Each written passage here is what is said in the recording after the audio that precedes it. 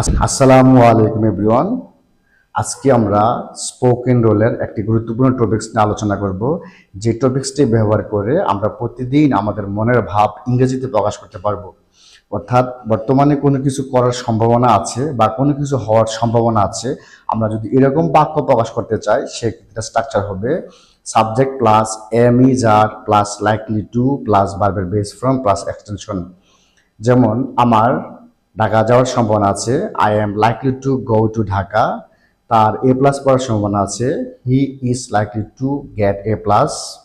তোমার ক্রিকেট খেলার সম্ভাবনা আছে, you are likely to play cricket. আমার ইংরেজিতে কথা বলার সম্ভাবনা আছে, I am likely to speak English. তাদের বাড়ি যাওয়ার সম্ভাবনা আছে, they are likely to go home. তদ্রূপ আমরা যদি কোনো কিছু হওয়ার সম্ভাবনা আছে এরকম বাক্য প্রকাশ করতে চাই, সেক্ষেত্রে স্ট্রাকচার হবে subject plus am is are plus likely to plus be plus noun বা অ্যাডজেক্টিভ। যেমন আমার শিক্ষক হওয়ার সম্ভাবনা আছে, I am likely to be a teacher. তোমার ডাক্তার হওয়ার সম্ভাবনা আছে, you are likely to be doctor. তার ভদ্র হওয়ার সম্ভাবনা আছে, he is likely to be polite.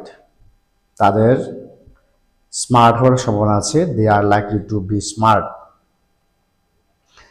যদি আমরা অতীতের কোনো কিছু হওয়ার সম্ভাবনা ছিল বা হওয়ার সম্ভাবনা কোনো কিছু করার সম্ভাবনা ছিল এরকম বাক্য প্রকাশ করতে চাই, সেক্ষেত্রে স্ট্রাকচার হবে subject plus was were likely plus likely to plus ভার্বের বেস ফর্ম প্লাস এক্সটেনশন।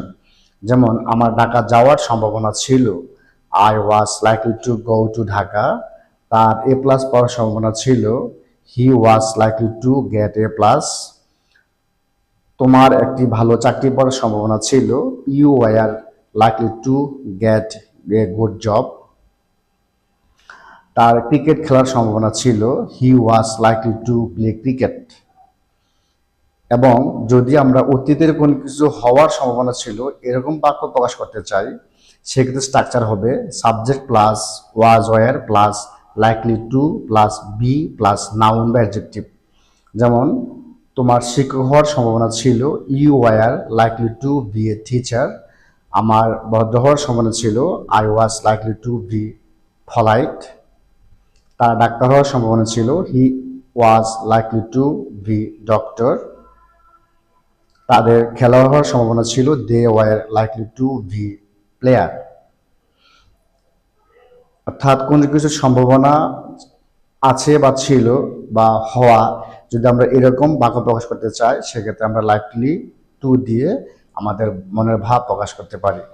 তাই এই সেন্টেন্সটি দিয়ে আমরা হাজার হাজার বাক্য তৈরি করে আমাদের ইংলিশ ফ্লুয়েন্সিকে ডেভেলপ করতে পারি এবং ইংলিশ প্রফিসিয়েন্সিকে এনহ্যান্স করতে পারি। তো আজকের ভিডিও দেখার জন্য সবাইকে ধন্যবাদ। পরবর্তী ভিডিও দেখার আমন্ত্রণ রইল। ততদিন পর্যন্ত সবাই ভালো থাকবেন। Take care. আল্লাহ হাফেজ। Bye by.